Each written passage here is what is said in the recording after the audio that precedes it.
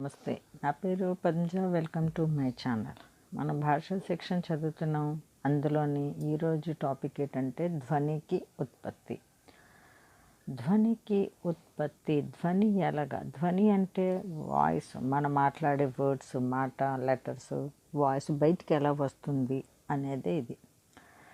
ध्वनि अवयवों के संबंध में यह विचारणीय है कि हम ध्वनियाँ कैसे उत्पन्न करते हैं. हम ध्वनियाँ कैसे उत्पन्न, మన ధ్వని ఎలాగ బయటకు వస్తుంది. సో ఎలా వస్తుందంటే वायु 2 प्रकार की है. 2 टाइप्स वायु, गाली. एक वह जिसे हम नाक या मुख से भीतर खींचते हैं. ఊపిరి పీల్చినప్పుడు మనం బయట గాలి లోపలికి పీలుస్తాం. అది ఎలాగా? ముక్కు ద్వారా అయినా నోటి ద్వారా అయినా. యహ బాహర్కి శుద్ధ వాయు హై. ఊపిరి తీసుకున్నప్పుడు మనం వాయువు తీసుకుంటాం కదా, సో అది ప్యూర్ ఎయిర్ అన్నమాట, శుద్ధ వాయు. ఇస్ వాయు की सहायता से हम ध्वनियों का उच्चारण में कोई सहायता नहीं मिल पाती. ఈ ప్యూర్ ఎయిర్ వల్ల మనం మాట్లాడే, మన నోటి నుంచి వచ్చిన పలికిన లెటర్స్కి సంబంధమే ఉండదు, అంటే హెల్ప్ చేయదు. ఈ వాయువు మనకి పలకడానికి హెల్ప్ చేయదన్నమాట. సో ఎవరు హెల్ప్ చేస్తారు? దూసరే ప్రకారకి వాయు. సెకండ్ టైప్, ఫస్ట్ టైప్ ఏంటి? మనం పీల్చుకున్నప్పుడు, ఊపిరి పీల్చుకున్నప్పుడు బయట గాలి లోపలికి వెళ్తుంది, ముక్కు ద్వారా అయినా నోటి ద్వారా అయినా. అది ప్యూర్ ఉంటుంది. సో దాంతో మనకి ఏ ఉపయోగం లేదు పలికినప్పుడు, లెటర్ పలికినప్పుడు. సెకండ్ది ఏంటి? जो फेफड़ों की गंदगी को साफ करके बाहर निकलती है. సో లోపలికి వెళ్ళిపోయింది వాయువు, మళ్ళీ బయటకు వచ్చినప్పుడు ఏం చేస్తుంది? ఫేఫడం అంటే ఇక్కడ లంగ్స్ అన్నమాట. లంగ్స్లోని ఉన్న అశుద్ధ వాయువు బయటికి పంపిస్తుంది అన్నమాట. सो इस प्रकार की वायु ही संसार की प्राय सभी भाषाओं के बोलने में हमारी सहायता करती है. ఏ వాయువు అయితే లంగ్స్ క్లియర్ చేసుకొని బయటకు వస్తుందో అది అశుద్ధ వాయువు అన్నమాట. అదే మనం ఏ భాషలో మాట్లాడినా దాని వాయిస్ మనకి బయటికి అంటే బయటికి పంపించడానికి హెల్ప్ ఆ ఒక్క వాయువే అవుతుందన్నమాట. फेफड़ों को साफ करने के पश्चात यह गंदी वायु श्वास नलियों की सहायता से बाहर चली जाती. లంగ్స్ని క్లియర్ చేసాక, అంటే క్లీన్ చేసాక ఆ వాయువు ఏటవుతుంది? శ్వాస నలిక, రెస్పిరేటరీ వెయిన్స్లో ద్వారా అది బయటకు వస్తుంది అన్నమాట. ఆ తర్వాత వచ్చేటవుతుంది స్వర తంత్రియోं की सहायता से हम इसे मनमाना रूप देते हैं. అక్కడి నుంచి స్వరతంత్రి, మన నోట్లో ఉన్న కొన్ని వెయిన్స్ ఉంటాయి కదా, స్వరాలు. సో అక్కడికి వస్తే మనకి నచ్చినట్టు మనం ఏ లెటర్ కావాలో అటు మనం దానికి ఒక రూపం ఇస్తాం అన్నమాట. और आवश्यकता अनुसार इसे नासिका विवर, मुख विवर दोनों से थोड़ा थोड़ा निकालते. ఆ గాలి బయటకు వచ్చినప్పుడు ఒక్కొక్కసారి ముక్కు ద్వారా, ఒక్కొక్కసారి నోటి ద్వారా బయటికి వదులుతాం. ఆ బయటకు వచ్చినప్పుడే కొన్ని లెటర్స్ మనం పలకగలుగుతాం. అది ఎలాగా? అది जिह्वा, నాలిక, కంఠ, తాలు, దాంత్ और ఓస్ట్, ఈ 5కి హెల్ప్ ద్వారా మనం లెటర్స్ని పలుకుతాం అన్నమాట. इस प्रकार नासिका विवर या मुख विवर से निकलने वाली वायु ध्वनि की संज्ञा पाती है. సో ఈ విధంగా ముక్కు ద్వారా, నోటు ద్వారా బయటకు వచ్చే వాయువు ద్వారానే మనం ధ్వని పలుకుతాం అన్నమాట.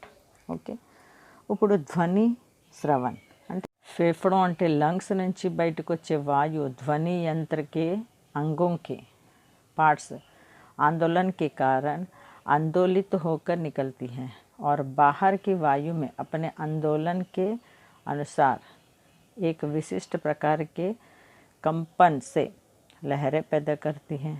ఆ గాలి వస్తే మనకి వాయిస్ వస్తుంది కదా, బయట గాలి. సో లోపలని నుంచి బయటకు వచ్చినప్పుడు కూడా అది ఒక కంపన వస్తుంది. ये लहरें ही सुनने वाले के कान तक पहुंचती हैं, అంటే వైబ్రేషన్ లాంటిది అనమాట. సో అది ఓపెన్ అవగానే వినే వాళ్ళ వరకు వెళ్తుందంట. वहाँ श्रवणेंद्रियों में कंपन पैदा कर देती है, అంటే అక్కడ వైబ్రేషన్ పెడుతుంది అనమాట.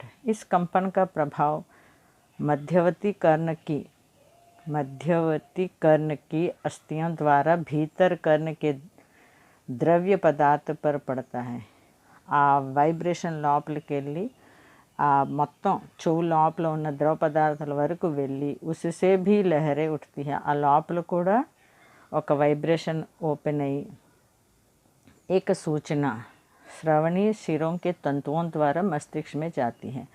సో అక్కడ ఏం చేస్తుంది అంటే ఆ లోపల నుంచి ఒక వైబ్రేషన్ పంపిస్తుంది. ఎక్కడి వరకు? మస్తిష్క్, బ్రెయిన్ వరకు పంపిస్తుంది. దీని ద్వారా మనం వినగలుగుతాం. అంటే మనం చెప్పిన మాట వేరే వాళ్ళు వింటారు. సింపుల్గా ఏంటి అంటే మన లంగ్స్ నుంచి వచ్చిన ఆ చెడు వాయువు బయటకు వచ్చినప్పుడు ఒక వైబ్రేషన్ వస్తుంది. ఆ వైబ్రేషన్ వైబ్రేషన్ ఏమో అవతల మనం ఏదైతే చెప్పబోతున్నామో అవతల వాడి చెవు దగ్గరికి వెళ్ళి వాడి కర్ణాలు అంటే వాడి చెవు వెయిన్స్ లోపలికి వెళ్ళి వాడి బ్రెయిన్లోకి వైబ్రేషన్ వెళ్తుంది. దాని ద్వారా మనం బయటకు చెప్పే వాయిస్ వెళ్ళి వాడి చెవుకి పడుతుంది. అప్పుడు వాడు వినగలుగుతాడు. నెక్స్ట్ ఉచ్చారణ భేదకి కారణం. కొన్నిసార్లు కొంతమంది లెటర్స్ పలికినప్పుడు కొన్ని డిఫరెన్స్ వస్తాయి. అది ఎందుకు? సో ఎందుకు? ఫస్ట్ వన్ శారీరక प्रभाव से. फर्स्ट वन ఏంటి? शारीरिक प्रभाव से. व्यक्ति के उच्चारण पर शारीरिक विकारों का बहुत प्रभाव पड़ता है. శరీర భాగంలోని ఏమైనా చిన్న డిఫాల్ట్ ఉంటే ప్రొనౌన్సియేషన్ రాంగ్ వస్తుంది. जिस व्यक्ति का नासिका विवर विकृत हो, కొంతమందికి చూడండి ముక్కు కట్ అయినట్టు కనిపిస్తుంటుంది. उसका शब्दोच्चारण अनुनासिका के लिए होगा. వాడు పలికినప్పుడు ముక్కు ద్వారే అంటాడనమాట. ఎందుకు? నాసికాకి నలిసే వాయు బాహర్ భేజతా హై. వాడి నోటి నుంచి బయటికి రాదు వాయిస్. సో నాసికా ద్వారే అంటే ముక్కు ద్వారే వాడికి మాట్లాడతాడనమాట. जिस व्यक्ति का स्वर यंत्र विकृत हो गया है అంటే गूंगा हो जाता है तो ग्रस्त यातम अने गले की घंटी सूजन का रोगी ठीक प्रकार से उच्चारण नहीं कर सकता क्योंकि उसका मुख विवर हमेशा खुला रहता है. ఏ వ్యక్తి యొక్క స్వర యంత్రం వికృతి అయిపోతుందో వాడు మాట్లాడలేడు. వాడు గలేకి ఘంటి అని అంటే అక్కడ కొండనాలిక వాచిపోతుంది. దానివల్ల వాడు ప్రొనౌన్సియేషన్ చేయలేడు అన్నమాట. సో వాడికి ముఖ వివర్ ఎప్పుడు ఓపెన్ అయ్యి ఉంది. ఓకే. సెకండ్ వన్ ఏమన్నాడు? ఆచార్య నరేంద్రనాథ్ కా కథన్ హై కి ఇతనేమన్నారంటే దీని గురించి శారీరక అవస్థ కా ప్రభావ్ భీ उच्चारण पर पड़ता है. इतनన్నారు. इंदुकु बाल्यावस्था में जिस प्रकार की भाषा या बोली का हम प्रयोग करते हैं युवावस्था में शिष्टता सभ्यता ज्ञान के कारण उसमें कुछ परिवर्तन हो जाता है. చిన్న పిల్లలు మాట్లాడతారు, మళ్ళీ పెద్దవాళ్ళు మాట్లాడతారు. సో డిఫరెన్స్ వస్తుంది కదా. సో वृद्धावस्था में स्वर यंत्र की विकृति के कारण हमारी ध्वनि में कुछ स्वाभाविक परिवर्तन हो जाता है. సో అలాగే వృద్ధావస్థలోని మన శరీర భాగం కంపించినప్పుడు కూడా వాయిస్లోని తేడా వచ్చేస్తుంది, మాటలో తేడా వచ్చేస్తుంది. సెకండ్ రీజన్ ఏంటి? భౌగోళిక ప్రభావం. భౌగోళిక ప్రభావం అంటే उच्चारण भेद में भौगोलिक प्रभाव स्पष्ट रूप से परिलक्षित होता है. అంటే बंगाल में ओष्ठ को गोल बनाकर उच्चारण किया जाता है. ఈ అడుగుతాడు ఇందులోంచి 2-3 సార్లు క్వశ్చన్స్ వచ్చింది. బంగాల్ మే ఓస్ట్ అంటే లిప్స్కి రౌండ్ చేసి వాళ్ళు పలుకుతారన్నమాట. ఫర్ కా ఖా కే స్థాన్ పర్ కో ఖో అంటారు. మన సింగిల్ కా ఖాకి వాళ్ళేమో కో ఖో అని అంటారనమాట. ఓకే. అలాగే గుజరాత్ వాళ్ళే ఐ కో ఏ ఔ కో ఓ తథా నా కో అణా బోల్తే హై. ఎవరు? గుజరాతీ వాళ్ళు. అలాగే మార్వాడి సా కే స్థాన్ పర్ హా కా ప్రయోగ్. సా ప్లేస్లోని వాళ్ళు హా. ఈ క్వశ్చన్ కూడా వచ్చింది ఒకసారి. मारवाड़ी में सा के स्थान पर किसका प्रयोग करते हैं? किसका? हा का प्रयोग करते हैं. ओके। अलगे बंगाली लोग का और खा के स्थान पर क्या आता है, को और खो। क्वेश्चन वस्ते चूसकोंడి। महाराष्ट्र के लोग चा छा जा तथा झा को, चा छा जा झा तथा झा को क्रमशः चा छा जा झा बोलते हैं। వాళ్ళు యాస్టీజ్గా చెప్తారు। పంజాబ్ నివాసి కా ఖా को ఈ కాకి కా అని దీర్ఘం పడతాయి। అలాగే ఖాకి ఖా అని అంటారు। తమిళ में था के स्थान पर ता, మన ఒత్తు థా అంటాం, వాళ్ళు తా అంటారు అన్నమాట। అలాగే फ्रांस और इटली में टा, टा के स्थान पर ता अंटार। Okay. For example Montessori time मन अंटाం, सो వాళ్ళు టా ప్లేస్లో తా అంటారు, అంటే మాంటెసరీ టైం అని అంటారు అన్నమాట। అలాగే ఇంగ్లాండ్ తాకో, ఇంగ్లాండ్ వాళ్ళు రివర్స్ అనమాట, తాకి టా అంటారు। అలాగే దాకి డా అంటారు। ఓకే। ఎగ్జాంపుల్ తుమ్ కే స్థాన్ పర్ టుమ్। అలాగే హిందీలో దా వచ్చింది, హిందీ ప్లేస్లోని వాళ్ళు ఏమంటారు, హిందీ అని అంటారు అన్నమాట। ఓకే। థర్డ్ రీజన్ ఏంటి అంటే సామాజిक प्रभाव। इस सामाजिक प्रभाव हमारी बोली पर समाज का प्रभाव पड़ता है। घर की बोली तथा बाहर की बोली में अंतर होता है। మన ఇంట్లో మాట్లాడే భాష వేరే, బయట మాట్లాడే భాష వేరే ఉంటుంది, అదే सामाजिक प्रभाव। घर में नौकर को राजू कहा जाएगा, कार्यालय में उसे ही राजेंद्र कहा जाएगा। इसी प्रकार शिक्षित वर्ग तथा अशिक्षित वर्ग, చదువుకున్నాడు చదువులేనాడు ఒకలా మాట్లాడతారు, చదువుకున్నాడు ఒకలాగా మాట్లాడతాడు, చదువులేనాడు ఒకలాగా మాట్లాడతారు। సో సామాజిక का प्रभाव। ఓకే। ఇందులోని ఉచ్చారణ దోష के कारण ఏంటి రీజన్? भाषा विज्ञान के आचार्यों के अनुसार उच्चारण दोष के निम्नलिखित कारण हैं। शीघ्र प्रयत्न, स्पीड గా అనడం వల్ల व्यक्ति का यह है कि वह किसी काम को बहुत जल्दी करना चाहता है, స్పీడ్గా చేయాలనుకుంటాడు। సో అలాంటప్పుడు ఏమైనా పలికినప్పుడు వాడు రాంగ్గా పలుకుతాడు। విజయ్కు షార్ట్ ఫామ్ విజయ్, విజయ్ విజయ్ అంటాం కదా। వెంకట్రావు అన్నాక వెంకట్ వెంకట్ అనేస్తాం। సో శీఘ్ర। అలాగే సెకండ్ వన్ ఏంటి, प्रयत्न लाघव, అంటే जिस प्रकार व्यक्ति किसी काम को बहुत जल्दी करना चाहता है उसी प्रकार वह कम శ్రమ करना चाहता है, తక్కువ వర్క్ చేస్తాడనమాట। ఎగ్జాంపుల్ ఏంటి అంటే మాస్టర్ సాహాబ్కి ఏమంటాడు, మాస్ సాబ్। ఓకే। మాస్టర్ జీకి మాస్ జీ, సో మధ్యన లెటర్స్ మింగేస్తాడు, ప్రయత్న లాఘవ్। అలాగే आदत అంటే हैबिट, ఒక అలవాటు। आदत के कारण भी उच्चारण में विकार आ जाता है। ఏంటి, कोई व्यक्ति रुक रुक कर बोलता है या कोई शीघ्रता से बोलता है तो कोई मगज को मगज कहलाता है तथा कोई रज्जू को रज्जू बोलता है। कोई अध्यापक कथन के समय ठीक है ना आदि शब्द का प्रयोग करते हैं, इससे उनकी वाणी में प्रवाह नहीं रहता है। అక్కడ టీచరు ఠీకేనా అన్నారంటే అతని వాయిస్ స్లో అయిపోతుంది। సో ఆ హ్యాబిట్ వల్ల అతను ఉచ్చారణ ఏమో తప్పు చెప్తున్నారనమాట। శుద్ధ ఉచ్చారణ का ज्ञान न होना, करेक्ट प्रोनाउंसिएशन ज्ञान లేకపోవడం వల్ల అన్నమాట। बहुत से व्यक्तियों को इस बात का पता नहीं चलता है कि शब्द का शुद्ध उच्चारण क्या है।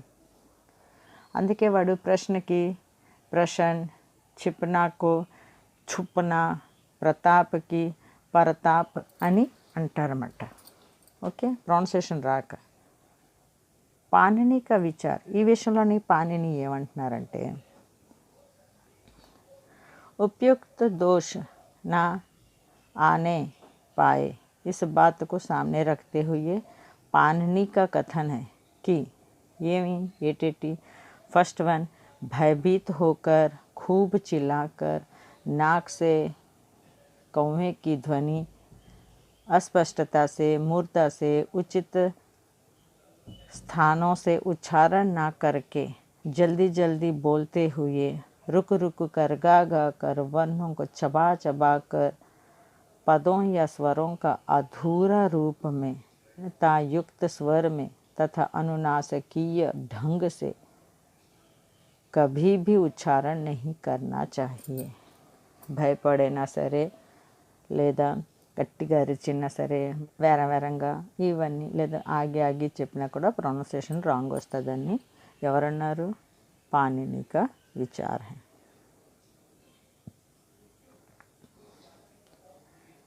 ఓకే, నెక్స్ట్ శుద్ధ ఉచ్చారణ का अभ्यास.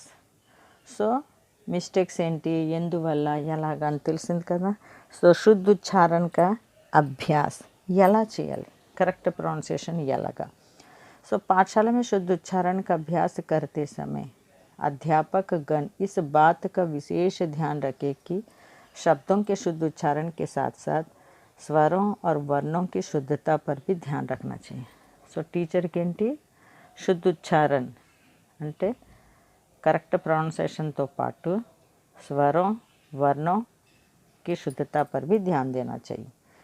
ओके, याज्ञवल्क्य शिक्षा के अनुसार शब्द शुद्ध उच्चारण की अग्रलिखित 6 विशेषताएं हैं. सो क्वेश्चन ఒకసారి ఎలా అడిగాడంటే याज्ञवल्क्य की कितनी शुद्ध उच्चारण की कितनी विशेषता हैं, कितनी हैं? 6 हैं. सो फर्स्ट वन ఏంటి అంటే ఈ 6 విశేషత ఏంటి?